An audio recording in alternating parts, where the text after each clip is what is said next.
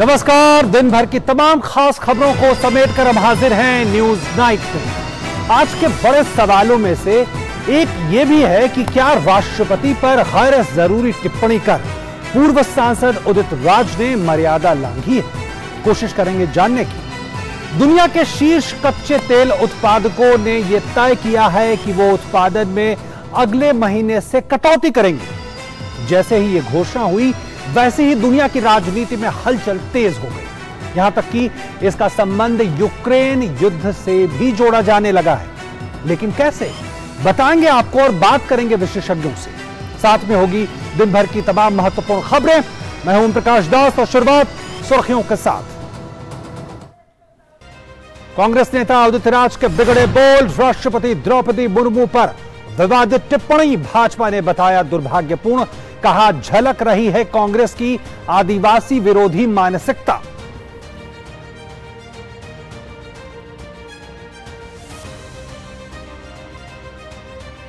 उत्तरकाशी में अब तक कुल 16 पर्वतारोहियों के शव हुए बरामद। मंगलवार को द्रौपदी का डांडा 2 में हिमस्खलन की चपेट में आया था नेहरू पर्वतारोहण संस्थान का एक दल।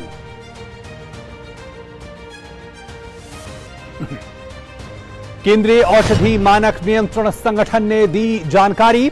मेडन फार्मास्यूटिकल का कफ सिरप भारत से नहीं हुआ था सप्लाई।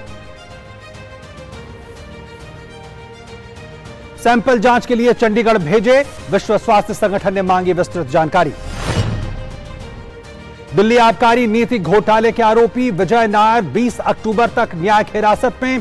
आम आदमी पार्टी के संचार रणनीतिकार हैं नायर। 27 सितंबर को सीबीआई ने किया था गिरफ्तार।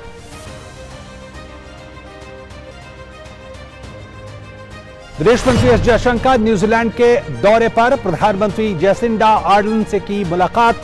दोनों देशों के व्यावसायिक संबंधों की मजबूती पर दिया जोर। विद्यार्थियों की वीजा प्रक्रिया तेज करने का किया आग्रह।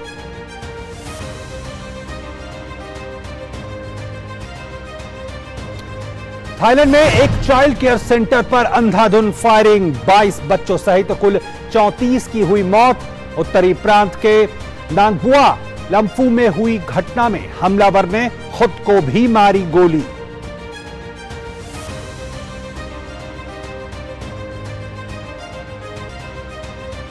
और फ्रांसीसी लेखिका एनी एर्नोक्स को साल 2022 का साहित्य का नोबेल पुरस्कार।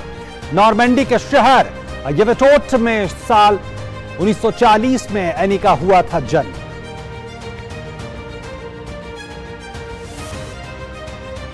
और क्रिकेट में भारत दक्षिण अफ्रीका के बीच पहला एक दिवसीय मैच लखनऊ में। बारिश के बाद 40-40 ओवर का मैच। भारत के सामने 250 रन बनाने का लक्ष्य।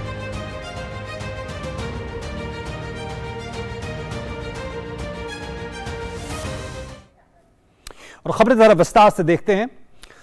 राष्ट्रपति द्रौपदी मुर्मू पर कांग्रेस नेता उदित राज ने आपत्तिजनक बयान दिया है। मामले पर भाजपा ने सख्त ऐतराज जताया और कांग्रेस की मानसिकता को आदिवासी विरोधी करार दिया।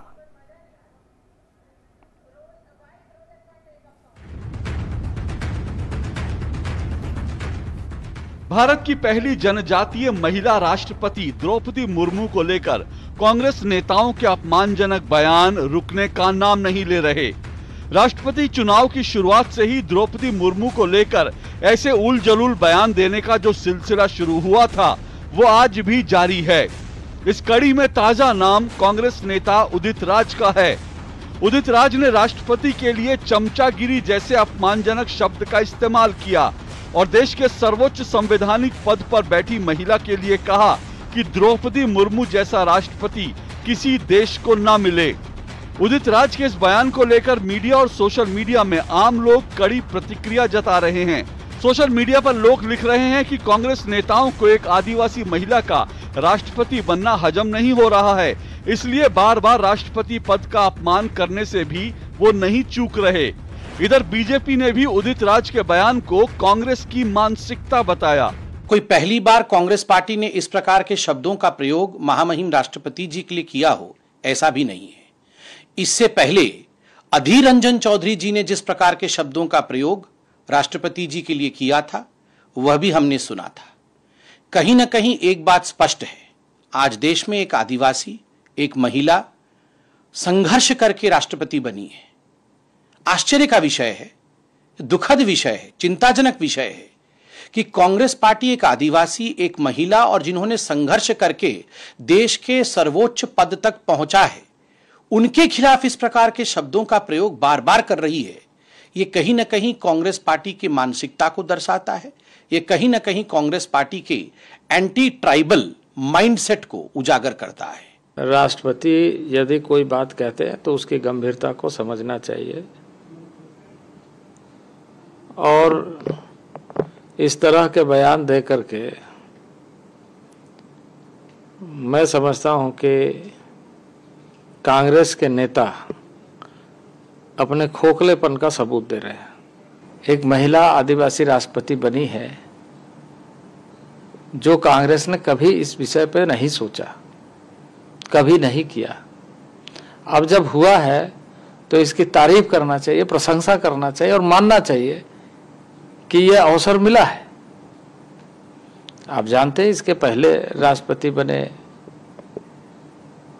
अभी बने, तो यह एक सामाजिक समरसता के दृष्टि से भी और देश के आंतरिक लोकतंत्र मजबूत हो इसके दृष्टि से भी एक बहुत ही साहसिक फैसला एनडीए के फोर्ट से लिया गया।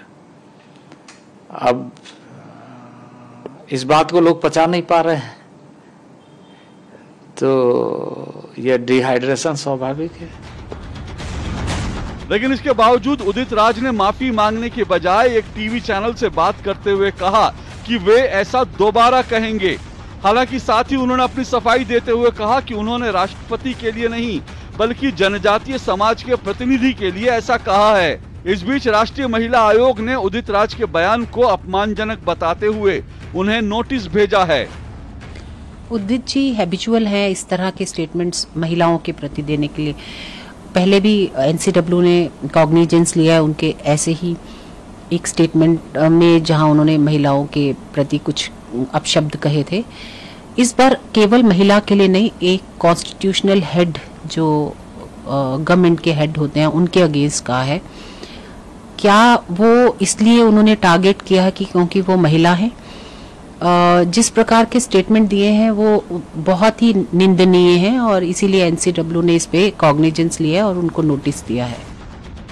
भाजपा का आरोप है कि कांग्रेस के नेता सोनिया गांधी और राहुल गांधी के इशारे पर बार बार द्रौपदी मुर्मू का अपमान कर रहे हैं। इससे पहले अधीर रंजन चौधरी ने भी राष्ट्रपति के लिए जानबूझकर अपमानजनक शब्दों का इस्तेमाल किया था और चुनावों के दौरान कांग्रेस के प्रवक्ता अजय कुमार ने द्रौपदी मुर्मू को दुष्ट विचारधारा का कहा था। महत्वपूर्ण बात यह है कि उदित राज के इस बयान के 24 घंटे से ज्यादा बीतने के बावजूद कांग्रेस ने उदित राज की निंदा करना तो दूर, इस मामले में कोई प्रतिक्रिया देना तक जरूरी नहीं समझा है। भारतीय कंपनी द्वारा गाम्बिया को निर्यात की गई बच्चों की कफ सिरप के खिलाफ विश्व स्वास्थ्य संगठन की शिकायत पर सीडीएससीओ के आरंभिक जांच में यह बात सामने आई है कि मैडन फार्मास्यूटिकल्स लिमिटेड को इस सिरप को बनाने का लाइसेंस केवल निर्यात के लिए मिला है।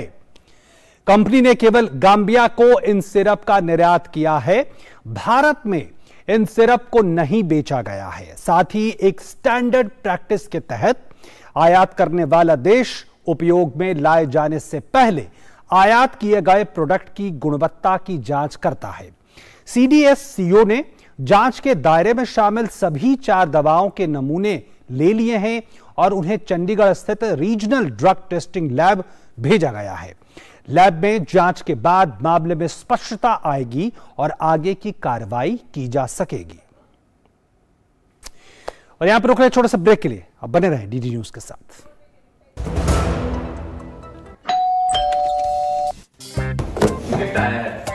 अरे वाह, लेजेंड की बैट, इससे तो मैं खेलूंगा। फ्यूचर बैटिंग लेजेंड बैट, इसमें जिसका नाम लिखा है बैट उसी को मिलेगी।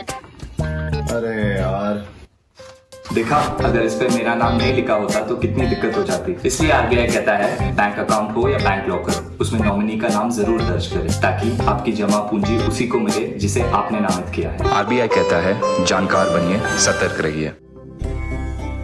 हमारा देश भारत आजादी का अमृत महोत्सव मना रहा है। आइए हम इस महोत्सव में भाग लें। मैं एक वकील हूँ। हमारा जीवन देश के नागरिकों को इंसाफ और न्याय दिलवाने में बीतता है, पर अब हम उन्हें न्याय दिलवाना चाहते हैं जिन्हें न्याय नहीं मिल पाता। मैं बात कर रहा हूँ उन सड़क पर रहते हुए बच्चों की जिन्हें आपने कई बार देखा होगा। कोई बच्चा दिव्यांग होता है, कोई बाल मजदूर, कोई परिवार से बिछड़ा। जब भी हम ऐसे किसी बच्चे को सड़क पर देखें तो ये हम सभी का देश के प्रति कर्तव्य है कि हम NCPCR के सिटीजन पोर्टल पर सूचना दें। सड़क पर रह रहे बच्चों की मदद हम व्यक्तिगत क्षमता में, प्रोफेशनल के रूप में या किसी संगठन के माध्यम से भी कर सकते हैं। व्यक्तिगत रूप से प्रोफेशनल सेवा देने के लिए आप NCPCR के बाल स्वराज पोर्टल पर जाकर खुद को व्यक्तिगत सेवाओं के लिए जैसे लीगल सेवा, मेडिकल सेवा, शिक्षा देने की सेवा आदि प्रदान करने के लिए रजिस्टर करें।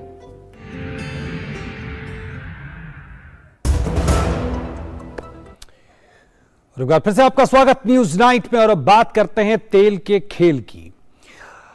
ओपेक प्लस सदस्य देशों के प्रतिनिधि बुधवार को वियना में कोरोना के बाद 2.5 सालों के बाद जमा हुए। इस बैठक का नतीजा यह रहा कि सदस्य देशों ने यह तय किया कि तेल उत्पादन की मात्रा में 20 लाख बैरल प्रतिदिन की कटौती की जाएगी। आशंका अब यह जताई जा रही है कि इस कदम से मंदी की आशंकाओं से जूझ रही वैश्विक अर्थव्यवस्था को क्या और झटका लगेगा। वहीं व्हाइट हाउस ने पेट्रोलियम निर्यातक देशों के संगठन और उसके सहयोगियों द्वारा तेल उत्पादक कोटा में कटौती पर भारी निराशा जताई है। अंतर्राष्ट्रीय बाजार में कच्चे तेल की लगातार कम होती कीमतों के बाद ओपेक प्लस देशों ने 20 लाख बैरल प्रतिदिन उत्पादन में कटौती की घोषणा की है। ये घोषणा बुधवार को की गई और ये नवंबर से लागू होगी। ओपेक देश चाहते हैं कि कच्चे तेल की कीमत बाजार में और न गिरे। बीते 3 महीने के दौरान कच्चे तेल की कीमत 120 अमेरिकी डॉलर से गिरकर सितंबर महीने में $90 प्रति बैरल पर आ चुकी है। दुनिया में 100 लाख बैरल प्रतिदिन की खपत है। ऐसे में 20 लाख बैरल उत्पादन की कटौती से काफी फर्क पड़ सकता है। इस स्थिति में विशेषज्ञ कीमतों में तेजी की आशंका जता रहे हैं। The most pivotal and more important thing for all of us in this table and others. फिलहाल सबसे ज़्यादा ज़रूरी यह है कि हम एक ऐसी टिकाऊ व्यवस्था बनाएं जिससे ना तो निवेश रुके और ना ही मांग पर कोई असर पड़े। हमें इस जिम्मेदारी को मिलकर निभाना होगा ताकि एक उत्पादक के रूप में दुनिया का भरोसा हम पर बना रहे। इस बीच रूस के उप प्रधानमंत्री अलेक्जेंडर ने कहा कि रूस भी यूक्रेन में जारी संघर्ष के मद्देनजर लगाए गए पश्चिमी देशों के प्रतिबंधों के प्रभाव को कम करने के लिए उत्पादन में कमी लाने पर सहमत है। उधर ओपेक प्लस देशों का मानना है कि दुनिया में बढ़ती ब्याज की दर और कमजोर अर्थव्यवस्था के बीच कटौती करना एक जरूरी कदम है। Our priority now is stabilizing market. देखिए कि स्थिर बाजार फिलहाल हमारी पहली प्राथमिकता है। हो सकता है इसका बाजार पर कुछ नकारात्मक असर भी सामने आए, लेकिन सभी के कुछ विशेषाधिकार हैं। हम किस रुख में आगे बढ़ेंगे ये कुछ महीनों में आप सभी के सामने साफ हो जाएगा। वहीं अमेरिका ने इस कटौती पर नाखुशी जाहिर की है। अमेरिका का मानना है कि ऊर्जा जरूरतों को पूरा करने में दिक्कतें आ सकती हैं और कीमतें और भी बढ़ सकती हैं। And when it comes to OPEC, we've made clear our views to OPEC members. जहां तक ओपेक का सवाल है, हमने अपनी बात ओपेक सदस्यों के सामने साफ कर दी है। सऊदी अरब के संबंध में हमारे सामने कई रास्ते हैं जिनके बारे में राष्ट्रपति ने भी अपनी यात्रा में जिक्र किया था। हम हर नए दिन के साथ इन देशों के बीच संबंधों को मजबूत करने की दिशा में आगे बढ़ रहे हैं ताकि ऊर्जा संबंधी जरूरतों को बाजार में पूरा किया जा सके और मूल्यों में भी कमी लाई जा सके। ओपेक प्लस देशों की अगली बैठक दिसंबर 4 को होगी। फिलहाल ओपेक प्लस देशों की कच्चे तेल की कटौती के राजनीतिक मायने भी निकाले जा रहे हैं। माना जा रहा है कि सऊदी अरब के नेतृत्व में ओपेक देशों के इस कदम से रूस को काफी फायदा मिल सकता है। Bureau report, DD news. और तेल निर्यातक देशों के संगठन ओपेक और उनके सहयोगियों ने 20 लाख बैरल प्रतिदिन कच्चे तेल के उत्पादन में कटौती करने के फैसले से दुनिया में कीमतों में बढ़ोतरी होने का अंदेशा है और 24 ओपेक प्लस देशों ने इसे कच्चे तेल की गिरती कीमतों को थामने का एक प्रयास बताया है। 19वीं सदी के बाद तेजी से ऊर्जा जरूरतें बढ़ी। आधुनिक युग में पेट्रोलियम पदार्थों की खपत से कोई इनकार भी नहीं कर सकता, लेकिन दुनिया में चंद देश ही हैं जहां पेट्रोलियम पदार्थों की भरमार है।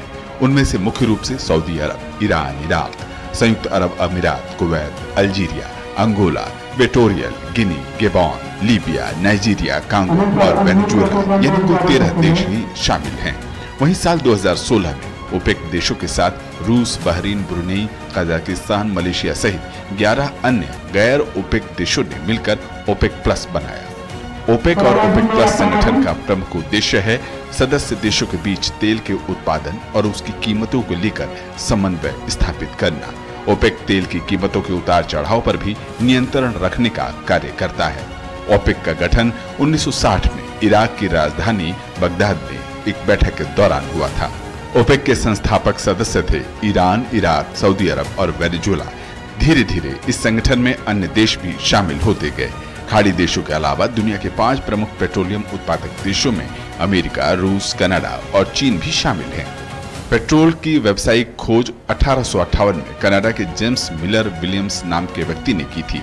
ऑन्टेरियो प्रांत में एक स्थान पर ड्रिलिंग करते समय उसे पेट्रोलियम मिला। इस द्रव्य को उसने लैंप के ईंधन के रूप में बेचना शुरू किया।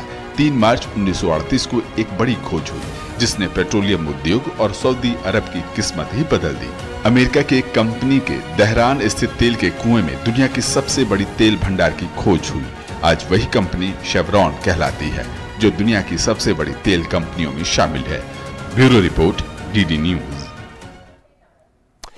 तो तेल खोज और उसके पीछे की अर्थव्यवस्था की बातें रोचक हैं और रोचक है ये भी कि इसके पीछे की राजनीति क्या है। जरा इसे समझने की कोशिश करते हैं कुछ आंकड़ों, कुछ तथ्यों के जरिए। तो आप देखें कि दरअसल में जो तेल है, जो वैश्विक राजनीति है, वो बहुत गहरे रूप से जुड़ी हुई है। और कैसे तरह इसको हम देखें, समझने की कोशिश करें तो आप देखें कि 2% कटौती की बात वैश्विक तेल उत्पादक ओपेक और ओपेक प्लस का देशों ने किया है। इसका मतलब यह है कि जिस तरह से यह कटौती होगी उसके अपने मायने होंगे। इस पर अमेरिका का रुख बहुत सख्त है और अमेरिका का यह कहना है कि हम अगले पॉइंटर्स या अगले ग्राफिक्स में हम देखेंगे कि अमेरिका का कहना है कि इससे निम्न और जो मध्यम आय वाले देश हैं उस पर नकारात्मक असर पड़ेगा। और इसके अलावा अमेरिका ने यह भी कहा है और इस तरह के बातें सामने आ रही है कि जो मध्यम आय वाले देश हैं, अब जब हम मध्यम आय वाले देश की बात करते हैं तो उसमें भारत जैसे देश भी आते हैं और कहना है कि इससे ऊंची ऊर्जा की कीमतों का सामना करना पड़ेगा। यह अमेरिका का अपना आकलन है। इसके अलावा पश्चिमी देश और ओपेक प्लस समूह की आलोचना वो अहंकार में करते हैं। यह सऊदी अरब की तरफ से कहा गया है कि ओपेक की आलोचना इसीलिए पश्चिमी देश करते हैं और खासकर अमेरिका की बात कही है। वहीं आप देखें रूस की कोशिश क्या है। रूस की कोशिश यह है जिस पे बहुत सारे प्रतिबंध हैं, मध्य पूर्व के देशों के साथ प्रतिबंधों को कमजोर करें मिलकर। अगर मध्य पूर्व के देश उनके साथ आते हैं तो जो प्रतिबंध है वो उस एक तरह से ढीले होंगे, रूस के लिए यह आसान होगा।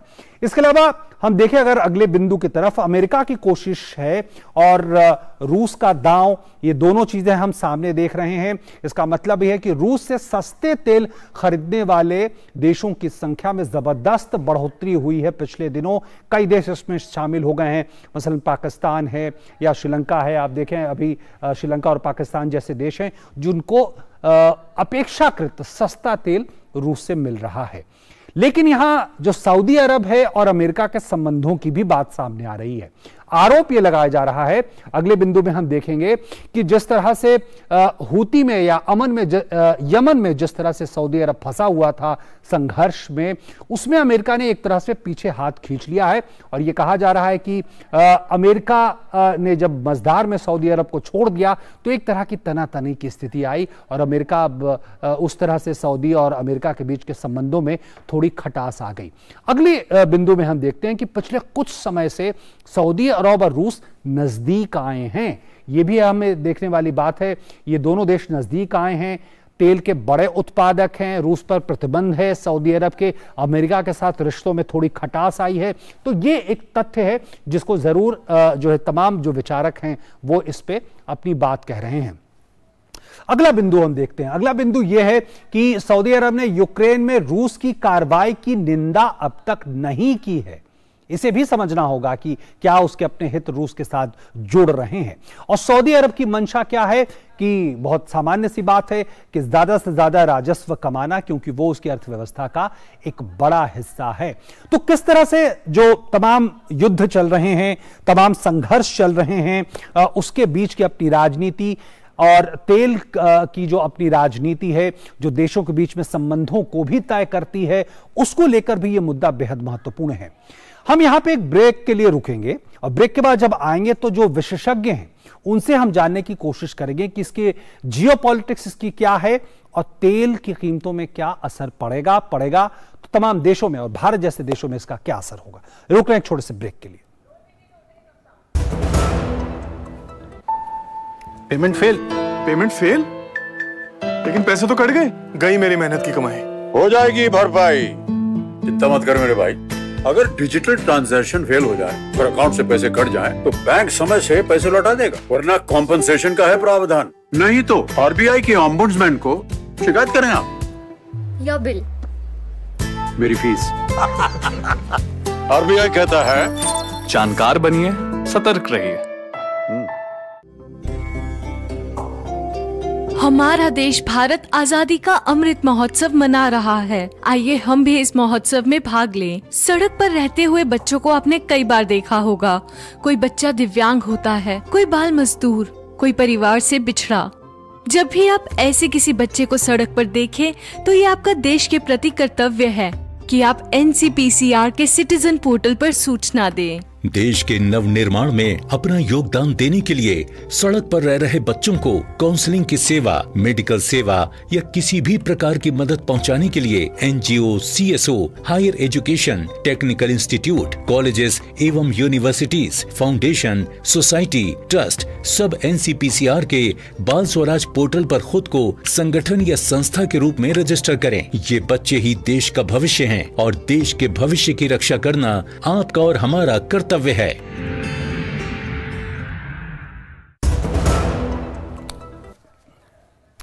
तो जैसा कि ब्रेक के पहले हम चर्चा कर रहे थे कि ओपेक और ओपेक प्लस देशों ने यह तय किया है कि लगभग जो उत्पादन है 2% की कमी की जाएगी और इसको लेकर तमाम राजनीतिक हलचलें हैं वैश्विक राजनीति में।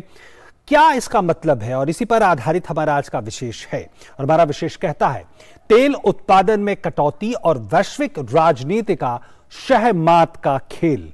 तो निश्चित तौर पर आखिर किन देशों के अपने हित हैं और किस तरह से इस खबर के बाद उन हितों में फर्क पड़ेगा, इस पे भी बातचीत करने के लिए हमारे साथ मौजूद हैं शिशिर सिन्हा जी, वरिष्ठ राजनीतिक पत्रकार हमारे साथ मौजूद हैं स्टूडियो में। बहुत बहुत स्वागत आपका। और हमारे साथ मौजूद हैं अनिल कुमार त्रिगुणायत जी, पूर्व वरिष्ठ राजनयिक। बहुत बहुत स्वागत है आपका भी।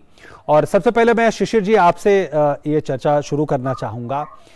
मोटे तौर पर क्या फर्क पड़ेगा अगर ये ओपेक प्लस देशों ने ये कहा है कि लगभग 2% के आसपास वो उत्पादन में कटौती करेंगे? देखिए, इसको दो तरीके से आपको समझना होगा। अगर हम लोग कहते हैं कि 20 लाख बैरल प्रतिदिन की कटौती हुई, तो इसका मतलब है कि कुल उत्पादन में करीब 2% की कमी आएगी। अब हमारे पास विकल्प क्या है? हमारे पास एक विकल्प है कि हम रूस से सप्लाई ले रहे हैं। हमारा रूस से सप्लाई काफ़ी हद तक बढ़ा है, लेकिन एक परेशानी ये है कि ये सप्लाई, ये जो बढ़ी हुई सप्लाई है, वो कब तक जारी रहेगी। हो सकता है कि अगले 1-2 महीने में जब राजनीतिक परिस्थितियाँ, जो राजनयिक परिस्थितियाँ हैं, जब बदलेंगी, तो उससे इस सप्लाई पर भी असर पड़ सकता है। दूसरी तरफ अगर आप घरेलू बाजार में देखें, अप्रैल से हमने पेट्रोल डीजल की कीमतों में हमने बढ़ोतरी नहीं देखी है, लेकिन जैसे जैसे हमारा इंडियन बास्केट बढ़ेगा वो हमारे लिए परेशानी कर सकता है। अब सितंबर में अगर इंडियन बास्केट आप देखें तो $84 प्रति बैरल का था। आज के दिन में यानी कि 5 अगर मैं अक्टूबर के भाव को लेकर के चलूं तो वो लगभग जो है वो आपका $92.17 प्रति बैरल पे पहुंच गया, यानी कि एक सप्ताह के भीतर आपकी कितनी बढ़ोतरी हुई है। तो चुनौतियां हमारे लिए बड़ी है। अब इसका विकल्प क्या है, ये बहुत ही बड़ा सवाल है और मुझे लगता है कि ये इसका जवाब इतना आसान नहीं है कहना कि इसकी जगह हम ये कर लेंगे। लेकिन वैश्विक स्तर पे देखें तो क्या कीमतों में फर्क पड़ेगा आने वाले वक्त में? आज की मैं आपको बात बताऊं, आज 6 अक्टूबर को 1 घंटे के भीतर $1 का भाव बढ़ा है। आप इससे अंदाजा लगा सकते हैं कि कीमतों पर किस तरह से असर पड़ रहा है। हो सकता है कि आपको एक नीजर्क रिएक्शन के तौर पे आपको लगे, ये भी कहा जा रहा है कि जो एक जिसे कहते हैं ना, मार्केट में पता था, बाजार में पता था कि ओपेक जो है अपना प्रोडक्शन घटाएगा, तो उससे उस तरह की घबराहट वाली स्थिति नहीं बनी जो स्थिति हमने जिसे कहा जाए आशंका की गई थी। एक और बात हमको यहां पे ध्यान रखना है कि यूरोप और ब्रिटेन दोनों ही मंदी की चपेट में आने की आशंका जताई गई है। अमेरिका में अगले साल ये स्थिति बनेगी तो उससे कुछ खपत पर असर पड़ेगा, तो शायद ये भी बाजार ने इस तथ्य को ध्यान में रखा है। लेकिन आज के शाम की ट्रेडिंग में ये चीज चौंकाने वाली थी कि 1 घंटे में $1 प्रति बैरल का भाव जो है वो बढ़ गया। ये हमारे लिए एक परेशानी का सबब बन सकता है अगर इसी रफ्तार से जो है वो बढ़ोतरी होती रही। बिल्कुल। अनिल जी, ये हमें बताएं कि इस पूरी ये ओपेक प्लस की घोषणा है, 2 बातें बहुत महत्वपूर्ण निकल कर आ रही है अमेरिका, रूस और सऊदी अरब की भूमिका को लेकर। रूस निश्चित तौर पर यूक्रेन में इस वक्त मशगूल है, फंसा हुआ है, अगर ये भी कहें तो शायद गलत नहीं है। कितना आपको इसमें रूस की भूमिका लगती है, या फिर कहें रूस और सऊदी अरब की नजदीकी? देखिए, आपको इस तरह देखना पड़ेगा कि हर देश सबसे पहले अपना नेशनल इंटरेस्ट देखता है। तो ये ओपेक के जो कंट्रीज हैं, और रशिया भी कहिए, तो ये ऑयल प्रोड्यूसिंग कंट्रीज हैं, और अमेरिका भी एक बड़ा ऑयल प्रोड्यूसिंग कंट्री है। तो इसलिए उनके बीच में कंपटीशन भी जायज है, और वो अपने आप को किस तरह से आप अगर देखें तो पैंडेमिक के दौरान जब लो डिमांड हो गई थी ऑयल की काफी, तो उसके बाद इन सब इकोनॉमीज के ऊपर भी, भले ही बड़ी रिच ऑयल रिच इकोनॉमीज हैं, इनके ऊपर काफी बड़ा फर्क पड़ा था। अब उसके बाद जब युद्ध हुआ है तो उससे भी बड़ा फर्क पड़ा है। तो कंट्रीज जो कंज्यूमर्स हैं वो ज्यादा सफर कर रहे हैं, और जो कंट्रीज प्रोड्यूसर्स हैं वो चाहते हैं कि इस वक्त में हमें जितना फायदा मिल सके वो कर सके। तो हालांकि उनका कहना ये है कि ये जो 2 मिलियन बैरल पर डे का कट इंट्रोड्यूस किया है नवंबर से, इससे स्टेबलाइज होगी इकोनॉमी। और ये एक रिस्पॉन्स था जो इस वक्त में सारी सेंट्रल बैंक आप देख रहे हैं कि हर जगह इंटरेस्ट रेट बढ़ाए जा रहे हैं, इन्फ्लेशन को कंट्रोल करने की कोशिश की जा रही है। काफी कंट्रीज जो है यूरोप में अपना ये कह रहे हैं कि 10 या 15-20% उसका रिडक्शन करें, जैसे जैसे विंटर पास आती जा रही है, response to Russia Ukraine war. तो लेकिन अगर आप देखें तो जयशंकर जी हमारे फॉरेन मिनिस्टर, उन्होंने बात कही कि भाई it is breaking our backs. तो जहां तक भारत या ऐसे जैसे हमने पाकिस्तान या बांग्लादेश, नेपाल, इस तरह के मुल्कों की बात कही, उनके लिए बहुत ज्यादा इंपॉर्टेंट ये है कि कहां से सबसे सस्ता ऑयल मिल सके उन्हें। और इस वक्त रशिया अगर 25-30% डिस्काउंट पे दे रहा है तो अपने नेशनल इंटरेस्ट के हिसाब से वो वहां से खरीद रहे हैं। रही बात रूस और सऊदी अरेबिया की नजदीकी की, तो ये एक ग्लोबल जियोपॉलिटिक्स का गेम है। आप देखें तो सारे ही जो मिडिल ईस्ट के मुल्क हैं इस वक्त में, जब से उन्होंने एक तरह से अमेरिका को ये देखा है कि अमेरिका इतना इन्वेस्टेड नहीं है मिडिल ईस्ट में, जैसा आपकी एक रिपोर्ट में यमन के बारे में कहा गया, या अमेरिका की कोशिश बाइडेन एडमिनिस्ट्रेशन के अंडर में कोई न्यूक्लियर डील को ईरान के साथ में जीवित करने की है, या आप कहें तो जिस तरह से उन्होंने दूसरा और जगह में वेनेजुएला के साथ में, तो चक्कर ये कि किस तरह से सप्लाई को कंटिन्यू किया जा सके मार्केट में, ये अमेरिका की नीति है। लेकिन ये कंट्रीज हैं, ये चाहते हैं इस वक्त में कि जो उनकी जो एज है वो बनी रहे। तो आपको एक मालूम है कि काफी पहले बात चली थी कि भाई जो ऑयल प्रोड्यूसिंग कंट्रीज हैं उनका तो एक कार्टेल है, लेकिन जो ऑयल कंज्यूमिंग कंट्रीज हैं जैसे भारत 70-80% अपने यहाँ पे आयात करता है, उनका क्यों ना एक कार्टेल हो, ताकि नेगोशिएटिंग एडवांटेज हमारे पास रहे, जिसमें सारे एशियन इकोनॉमीज हैं। बिल्कुल। आपको लगता है अनिल जी कि जिस तरह से सऊदी अरब या अमेरिका के बीच में आपको लगता है संबंधों में कुछ खटास आई है, वो गरमाइश नहीं है, वो एक वजह है, या एक और तथ्य इसमें सामने रखा जा रहा है मीडिया रिपोर्ट्स में कि जो सऊदी अरब के क्राउन प्रिंस हैं और जो बाइडेन हैं उनके बीच एक तरह से बहुत बढ़िया संबंध नहीं है, क्या ये भी एक पृष्ठभूमि में काम कर रहा है चीज? देखिए ये चीज तो जरूर करती है काम हमेशा, क्योंकि देखिए बाइडेन ने कहा है कि वो खाली किंग सलमान से बात करेंगे। उन्होंने कहा कि हम MBS से बात नहीं करेंगे। उसके बाद में उन्होंने कहा खशोगी जो मर्डर केस था जिसमें इनडायरेक्टली इन्वॉल्वमेंट दिखाया गया है कि प्रिंस सलमान का, लेकिन क्राउन प्रिंस सलमान जो आज प्राइम मिनिस्टर बन गए हैं वो सबसे इम्पोर्टेंट, सबसे स्ट्रॉन्गेस्ट आदमी है वहां पर। तो नेचुरली है कि एक ये अरब कंट्रीज में ज्यादातर इस तरह की जो बातें की जाती हैं तो ये डायरेक्ट हिट होता है एक आदमी के ऊपर, और एक प्राइड हिट होता है तो वो उसके बाद में उसको डिप्लोमेसी में भी इतना ख्याल नहीं करते इस चीज का। तो इसीलिए जब बाइडेन ने इनको फोन किया था तो ना UAE के क्राउन प्रिंस ने ना सऊदी अरेबिया, उन्होंने टेलीफोन तक लेने से इनकार कर दिया था। लेकिन जहां तक बात है आप ये देखें कि सऊदी अरेबिया और अमेरिका की, तो इसका मतलब ये नहीं है कि उनके रिलेशन बहुत खराब हो गए, क्योंकि सऊदी अरेबिया आज भी अमेरिका का दुनिया का सबसे बड़ा आर्म्स इंपोर्टर कंट्री है। और आप देखें अमेरिका की इकोनॉमी ज्यादातर आर्म्स जहां जाते हैं उस पर डिपेंड करती है। इसका मतलब है कॉन्फ्लिक्ट होना चाहिए कहीं पे। तो मैं नहीं समझता कि ये सारी चीजें इसीलिए हैं। रशिया ऑफ कोर्स, रूस, चीन दोनों ने अपना मिडिल ईस्ट में काफी हद तक बढ़ाने की कोशिश किया है अपना हाथ, क्योंकि उनकी जो है रूस की नीति जो है वो कॉलोनियल नहीं है किसी तरह से, ठीक है, चाहे वो न्यू कॉलोनियल हो या हेजेमोनिस्टिक हो। ये बिल्कुल बिल्कुल। शिशिर जी, अब पूरी तरह अगर अर्थव्यवस्था और व्यापार और अर्थ के टर्म में अगर इसको हम देखें, रूस के पे जो प्रतिबंध है और उस पे जो तेल उत्पादन या तेल उसके नए खरीदार उसके साथ जुड़ रहे हैं, ये कितना उसके लिए मुफीद हैं अपनी अर्थव्यवस्था को कायम सही रास्ते पे आगे बढ़ाने के लिए और यूक्रेन में भी जमे रहने के लिए? देखिए, एक बात हमको ध्यान में रखना है कि जैसे जैसे ओपेक के इस फैसले के बाद कीमतों में बढ़ोतरी आएगी उतना डिस्काउंट कम होता जाएगा, क्योंकि डिस्काउंट जो है वो इस चीज पर भी है कि ओवरऑल मार्केट का प्राइस क्या है और उसमें आप कितना डिस्काउंट दे सकते हैं। ठीक है। अब जो मैंने आपसे पहले कहा था कि नवंबर और दिसंबर का महीना इसलिए भी महत्वपूर्ण है क्योंकि उम्मीद ये की जा रही है, रूस के अगर संबंध में कहें, कि कुछ उसे नए ग्राहक मिलेंगे, कुछ नए कारोबारी संबंध उनके साथ बन सकते हैं। वो अगर ऐसा होता है तो उसका फायदा ये होगा रूस को कि उनके लिए ग्राहक ज्यादा हो जाएंगे। तो जब आपके पास ग्राहक एक हो, दो हो, तो आप जाहिर सी बात है कि अपना माल बेचने की कोशिश करते हो किसी न किसी कीमत पर। जब ज्यादा ग्राहक हो तो आप कीमत कमांड करने की कोशिश करते हो। मेरे लिए जो इस समय सबसे बड़ी चिंता की बात यह है कि जब हमारा करंट अकाउंट डेफिसिट हाई पे है, इन्फ्लेशन हाई पे है और जब आपका फॉरेक्स रिजर्व कम होता जा रहा है, ऐसे में हम कैसे इस स्थिति से निपटेंगे? रातों रात इस समस्या का समाधान नहीं हो सकता कि आप जो है फोसिल फ्यूल से आप नॉन फोसिल फ्यूल पे चले जाएं, न्यू एंड रिन्यूएबल एनर्जी पे चले जाएं, इलेक्ट्रॉनिक व्हीकल्स पे चले जाएं। ये रातों रात नहीं होगा, ये समय लगेगा।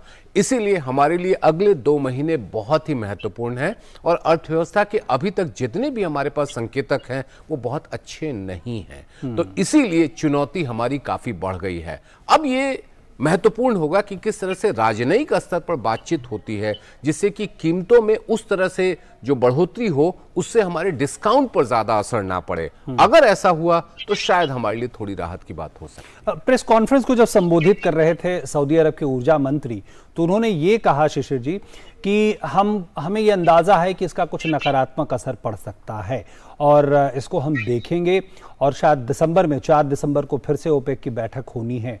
तो आपको लगता है कि ये शॉर्ट टर्म है या फिर एक लॉन्ग टर्म ओपेक की रणनीति लगती है? मुझे नहीं लगता कि ये शॉर्ट टर्म है। देखिए, कोई भी देश आज के दिन में जो अर्थव्यवस्था की स्थिति है अपनी स्थिति और बेहतर करना चाहेगा। उनके लिए कीमत बढ़ने का मतलब, ओपेक प्लस के लिए कीमत बढ़ने का मतलब उसकी आमदनी में बढ़ोतरी होना है और आज उन्हें आमदनी बढ़ाने की जरूरत है। अब ऐसे में अगर आप 1 महीने के लिए आप जो है अगर 1 नवंबर से 1 दिसंबर तक आप 2% घटा दें, फिर आप दिसंबर में कहें कि 2% बढ़ा दें, मुझे नहीं लगता है कि कच्चे तेल के बाजार में इस तरह से बिल्कुल क्षणिक कोई चीजें होती हैं। जो भी होता है एक medium to long term perspective में होता है। तो बैठकें होंगी, बातचीत होंगी, लेकिन उसका अभी ये अंदाजा लगाना कि वो उस समय कीमत में, माफ कीजिएगा, उत्पादन में जो कमी की गई है उसको बहाल कर देंगे, मुझे नहीं लगता है कि इतना जल्दी कोई फैसला होगा। इसके लिए हमें थोड़ा और समय इंतजार करना। बिल्कुल।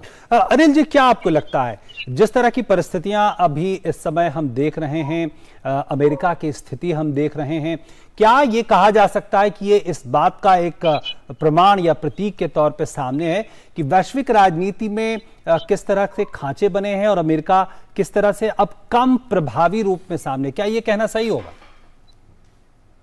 देखिए, ये बात तो माननी चाहिए कि जो ऑयल की जियोपॉलिटिक्स जिसको कहते हैं, भू राजनीति जो तेल की है, वो आज से नहीं है, 1970 से चल रही है। और अक्सर हमने इस बात को देखा है। 1991 में आपको पता है कि एक मेजर कारण था जिसकी वजह से भारत ने बड़ा इकोनॉमिक रिफॉर्म्स भी किया है। जहां तक अमेरिका की बात है, आप कुछ भी माने, ये तो पक्की बात है कि अमेरिका आज भी एक हाइपर पावर है। उसके कंपैरिजन में दूसरी पावर्स का कोई वो नहीं है इस वक्त में तोड़ किसी भी तरह का। आज भी वो एक लार्जेस्ट इकोनॉमी है, लेकिन उसके अंदर भी काफी कमियां हैं, उनकी स्ट्रक्चरल डेफिसिट, उनकी इकोनॉमी अब रिसेशन में जा रही है। और मेरा मानना यह है कि किसी भी कंट्री की स्ट्रेंथ जब ही होती है जब उसकी इकोनॉमी अच्छी चलती है।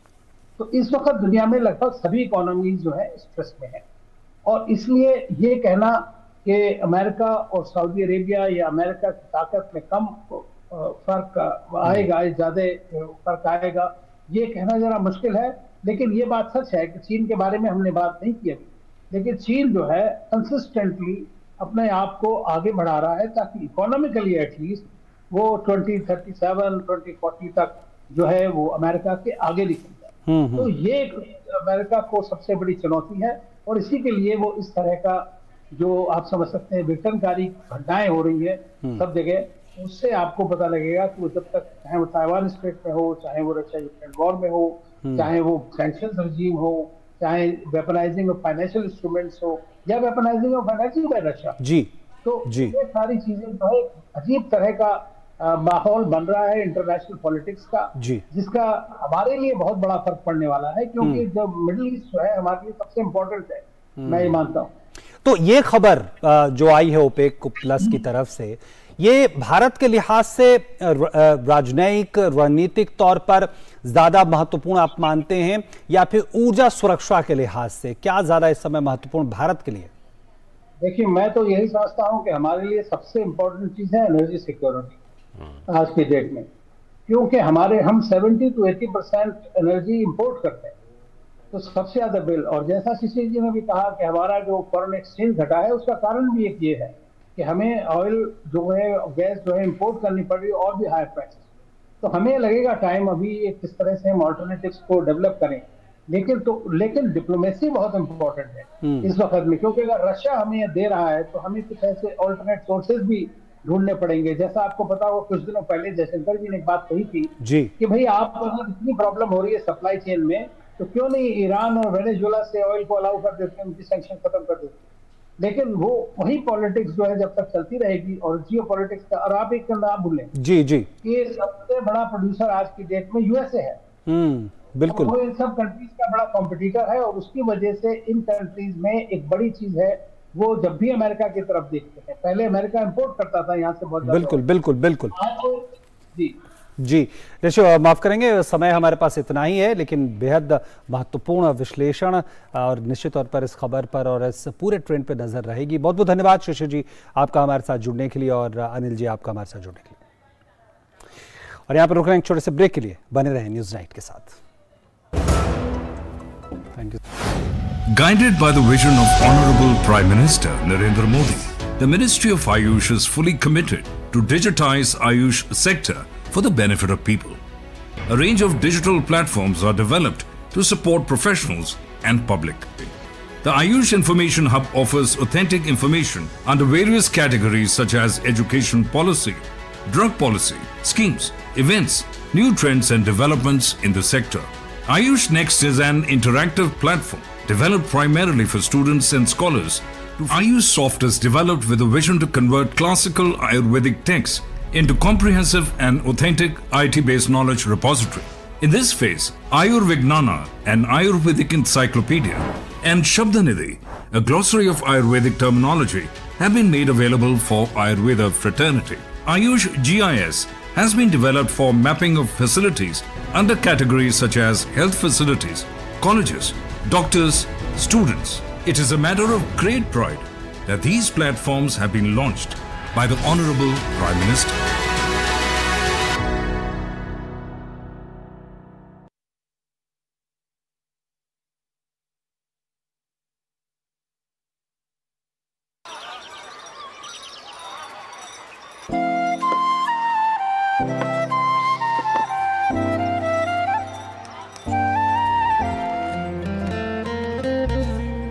3 साल से ये दोस्त रोज इसी जगह पे मिलते हैं, कभी कभी बात भी कर लेते हैं। रिश्ते कई तरह के होते हैं और हम हर एक की अहमियत समझते हैं। बैंक ऑफ इंडिया, रिश्तों की जमा पूंजी।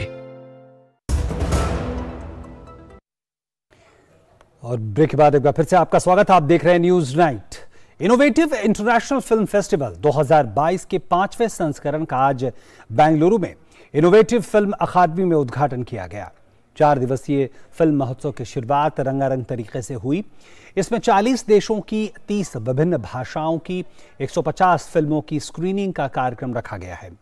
फेस्टिवल की शुरुआत मराठल्ली के इनोवेटिव मल्टीप्लेक्स में रेड कारपेट इवेंट के साथ हुई और इस अवसर पर अबू धाबी, इजरायल, कनाडा और फ्रांस जैसे देशों के प्रतिनिधि मौजूद रहे।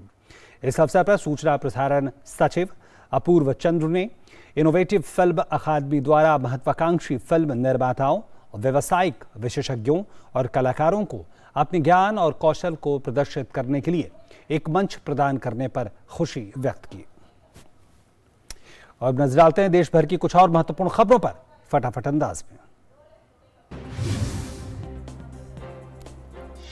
दिल्ली की राउज एवेन्यू कोर्ट ने विजय नायर को 20 अक्टूबर तक न्यायिक हिरासत में भेज दिया है। विजय नायर आम आदमी पार्टी के संचार रणनीतिकार हैं। नायर को दिल्ली सरकार की आबकारी नीति से संबंधित अनियमितताओं में उनकी कथित भूमिका के लिए गिरफ्तार किया गया था। एनआईए की ओर से गिरफ्तार पीएफआई के सदस्यों को एफआईआर की कॉपी मुहैया कराने की मांग पर दिल्ली हाई कोर्ट सुनवाई के लिए तैयार हो गया है। इस मामले पर हाई कोर्ट कल सुनवाई करेगा। केंद्र सरकार ने दिल्ली हाई कोर्ट के जस्टिस दिनेश कुमार शर्मा को पॉपुलर फ्रंट ऑफ इंडिया और उसके संबद्ध संगठनों पर पाबंदी से संबंधित यूपीए न्यायाधिकरण का प्रमुख बनाया है। यह प्राधिकरण इस पाबंदी को लेकर संबंधित पक्षों व केंद्र सरकार का पक्ष सुनकर पाबंदी पर विचार करेगा और फैसला देगा।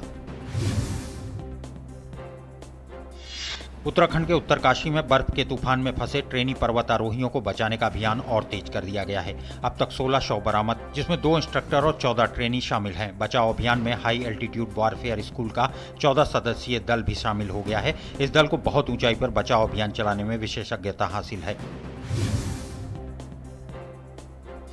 राष्ट्रीय स्वयंसेवक संघ के नागपुर स्थित मुख्यालय को घेरने की कोशिश की गई है। भारत मुक्ति मोर्चा नाम के संगठन की ओर से यह घेराव किया गया था। इस मामले में पुलिस ने मुख्यालय के बाहर से कुछ लोगों को हिरासत में लिया है। इसके अलावा आरएसएस कार्यालय के बाहर सुरक्षा भी बढ़ा दी गई है।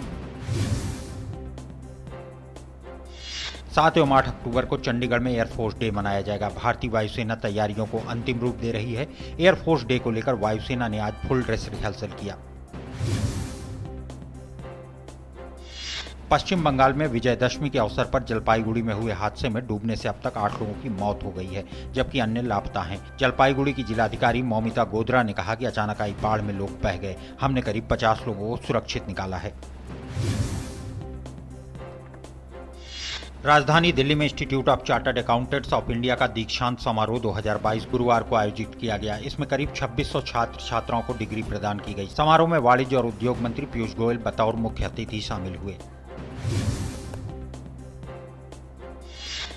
गुजरात सरकार ने गति शक्ति पोर्टल को लॉन्च कर दिया है। इसके साथ ही वह देश का पहला राज्य बन गया है जहां गति शक्ति पोर्टल लॉन्च हुआ है।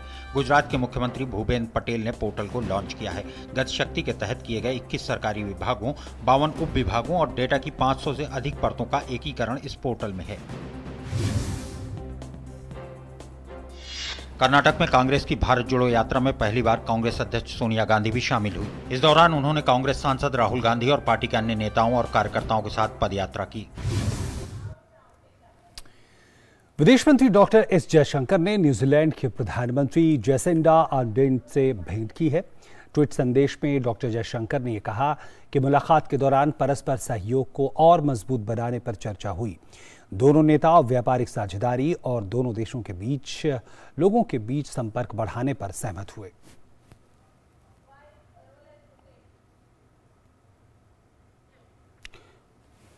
और विदेश मंत्री डॉक्टर एस जयशंकर ने अपनी न्यूजीलैंड की यात्रा के दौरान Modi at 20 dreams meet delivery पुस्तक का विमोचन किया। इस दौरान उन्होंने Kiwi Indian hall of fame awards 2022 भी प्रदान किए। कार्यक्रम में न्यूजीलैंड की प्रधानमंत्री जेसिंडा आर्डन भी मौजूद रहीं। इस मौके पर विदेश मंत्री ने कहा कि प्रधानमंत्री नरेंद्र मोदी के 20 साल के कार्यकाल ने सबको प्रेरित किया है। विदेश मंत्री डॉक्टर एस जयशंकर ने यह कहा कि उपनिवेशवाद के बाद के दौर में अधिक निष्पक्ष और समानता पर आधारित व्यवस्था कायम करने में भारत और न्यूजीलैंड की विशेष भूमिका है। उन्होंने कहा कि इससे विश्व के अधिकांश भागों में समृद्धि और स्थिरता आएगी। ऑकलैंड में न्यूजीलैंड के विदेश मंत्री के साथ संयुक्त संवाददाता सम्मेलन में डॉक्टर जयशंकर ने कहा कि दोनों देशों को कारोबार, शिक्षा, प्रौद्योगिकी, डिजिटल वर्ल्ड, कृषि, व्यापार, प्रतिभा और सबसे ज्यादा लोगों के बीच संपर्क मजबूत करने पर विशेष ध्यान देना चाहिए। India and New Zealand together, we shape the larger region, the Indo-Pacific region. There was a discussion on some current, some pressing issues like the situation, the security situation in the Indo-Pacific. The consequences of the Ukraine conflict, and naturally we spend some time on the major global issues, most of all climate action, climate justice. Some of the initiatives which India has been sponsoring over the last few years, the International Solar Alliance, the Coalition for the Disaster Resilient Infrastructure, the initiative for the resilient island states. और साथ ही विदेश मंत्री ने Covid उपायों के कारण प्रभावित भारतीय विद्यार्थियों के मुद्दे पर भी चर्चा की और न्यूजीलैंड में पढ़ने के इच्छुक विद्यार्थियों को वीजा देने की प्रक्रिया तेज करने का आग्रह किया। We spoke a bit about the need for better air connectivity. I also raised with the minister concerns which some of our students have faced, students who had to leave New Zealand during the COVID period and who didn't have the opportunity to get their visas renewed.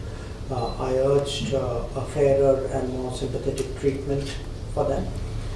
Also students who are waiting to come to New Zealand to pursue their studies and whether the visa process for them could be hastened.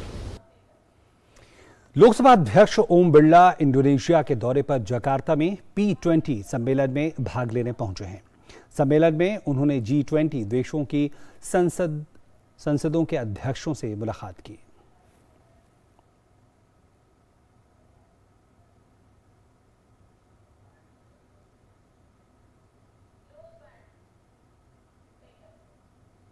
अब एक बेहद चौंकाने वाली खबर Thailand से। Thailand के नोंग बोआ लाम्फू प्रांत में एक चाइल्ड सेंटर में हुई मास शूटिंग में कम से कम 34 लोगों की मौत हो गई। इसमें बच्चे भी शामिल हैं। पुलिस प्रवक्ता ने बताया है कि ये गोलीबारी देश के पूर्वोत्तर प्रांत में हुई है। पुलिस के मुताबिक मारे गए लोगों में बच्चे और वयस्क दोनों शामिल हैं। Deputy national police chief general Torsak Sukvimol ने यह बताया है कि चाइल्ड सेंटर में हुए हमले में 34 लोग मारे जा चुके हैं, जिनमें से 22 बच्चे शामिल हैं। वहीं न्यूज़ एजेंसी रॉयटर्स के मुताबिक जिसने इस क्रूर घटना को अंजाम दिया है वो एक पूर्व पुलिस अधिकारी है। उसे कुछ समय पहले ही नौकरी से निकाल दिया गया था। स्थानीय मीडिया रिपोर्ट के मुताबिक 34 लोगों की हत्या करने के बाद आरोपी शख्स ने अपने बच्चे और पत्नी को भी गोली मार दी और उसके बाद खुद को भी गोली मार ली। बताया गया कि हमलावर बैंकॉक लाइसेंस की नंबर प्लेट की सफ़ेद पिकअप में भाग गया था। पुलिस की ओर से यह कहा गया था कि अगर किसी ने इस नंबर की पिकअप गाड़ी देखी है तो 192 नंबर पर कॉल करें, जानकारी दें। और अब उत्तर कोरिया की बात करते हैं। उत्तर कोरिया ने आज फिर से 2 बैलिस्टिक मिसाइलों का परीक्षण किया। ये मिसाइलें जापान के समुद्री क्षेत्र में दागी गई। जापान के प्रधानमंत्री किशिदा फुमियो ने बार बार मिसाइलों का परीक्षण करने पर उत्तर कोरिया की निंदा की है। उन्होंने अधिकारियों को निर्देश दिया है कि वे मिसाइल परीक्षणों के बारे में जनता को बताएं और लोगों की सुरक्षा सुनिश्चित करें। इस बीच उत्तर कोरिया ने स्पष्ट किया है कि अमेरिका और दक्षिण कोरिया के मिसाइल परीक्षणों के जवाब में ये मिसाइल परीक्षण किए गए हैं। उत्तर कोरिया ने अमेरिका पर कोरियाई प्रायद्वीप में सैन्य तनाव बढ़ाने का आरोप लगाया है। अमेरिका के कैलिफोर्निया प्रांत के मर्सीड शहर में से अपहृत किए गए 4 भारतवंशियों की हत्या की घटना सामने आई है। 4 के शव एक बगीचे में पाए गए। सोमवार को अमेरिका के कैलिफोर्निया प्रांत के मर्सीड शहर में दोस्तों सहित 4 भारतवंशियों का अपहरण कर लिया गया था। पुलिस ने इस मामले में यीशु मैनुअल सालगाडो नामक संदिग्ध व्यक्ति को गिरफ्तार भी किया है। और कैलिफोर्निया में 4 भारतवंशियों का अपहरण करके हत्या किए जाने के बाद अब इंडियाना प्रांत के एक विश्वविद्यालय परिसर में भारतीय छात्र की हत्या कर दी गई है। पुलिस ने छात्र के कोरियाई साथी को गिरफ्तार किया है और पर्ड्यू विश्वविद्यालय में पढ़ने वाले वरुण मनीष छेदा का शव विश्वविद्यालय के पश्चिमी हिस्से में बने छात्रावास में मिला। वो विश्वविद्यालय में डेटा साइंसेस की पढ़ाई कर रहे थे। दुनिया के सर्वाधिक प्रतिष्ठित नोबेल पुरस्कारों के ऐलान का सिलसिला जारी है। गुरुवार को साहित्य के लिए नोबेल पुरस्कार की घोषणा की गई। फ्रांसीसी लेखिका एनी एर्नॉक्स को साहित्य का नोबेल पुरस्कार मिला है। Royal Swedish academy of sciences ने फ्रांसीसी लेखिका एनी एर्नॉक्स को वर्ष 2022 के लिए साहित्य का नोबेल पुरस्कार देने की घोषणा की।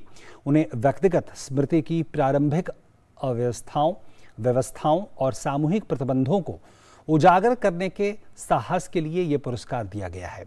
एर्नॉक्स लेखन को एक राजनीतिक क्रियाकलाप मानती हैं ताकि सामाजिक असमानता को लेकर दुनिया की आंखें खोली जा सके।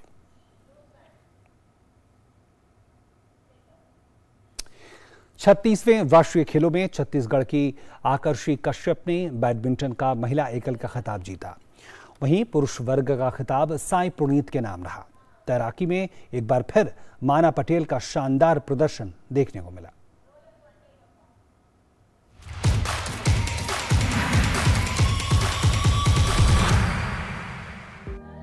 छत्तीसगढ़ की आकर्षी कश्यप ने राष्ट्रीय खेलों में महिला एकल खिताब अपने नाम किया। उन्होंने फाइनल मुकाबले में महाराष्ट्र की मालविका बंसोड को 21-8, 22-20 से शिकस्त दी। राष्ट्रीय खेलों में बैडमिंटन के पुरुष एकल का स्वर्ण पदक तेलंगाना के बी साई प्रणीत ने जीतने में सफलता पाई। साई प्रणीत ने संघर्षपूर्ण फाइनल में कर्नाटक के मिथुन मंजुनाथ को शिकस्त दी। प्रणीत ने मुकाबले को 21-11, 12-21, 21-16 से अपने नाम किया। राष्ट्रीय खेलों के मिश्रित युगल का स्वर्ण पदक कर्नाटक ने अपने नाम किया। कर्नाटक के साई प्रतीक और अश्वनी पोनप्पा की जोड़ी ने सीधे सेटों में दिल्ली के रोहन और कनिका की जोड़ी को 21-15, 21-13 से शिकस्त दी।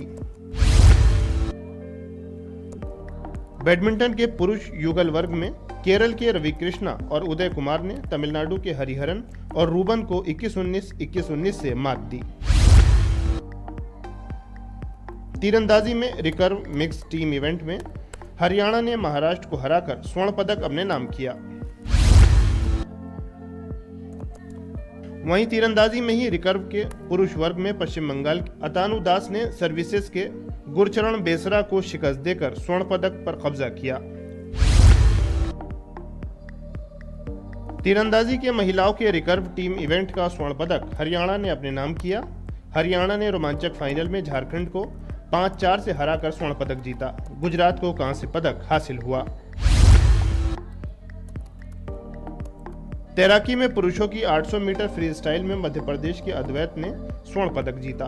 उन्होंने करीबी अंतर से गुजरात के अयान नेहरा को पीछे छोड़ा। अयान ने रजत पदक जीता। वहीं स्टार तैराक साजन प्रकाश को कांस्य पदक प्राप्त हुआ।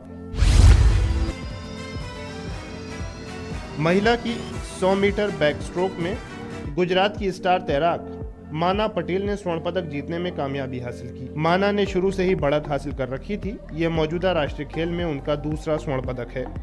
गौरव कुमार की रिपोर्ट, डीडी न्यूज, गुजरात।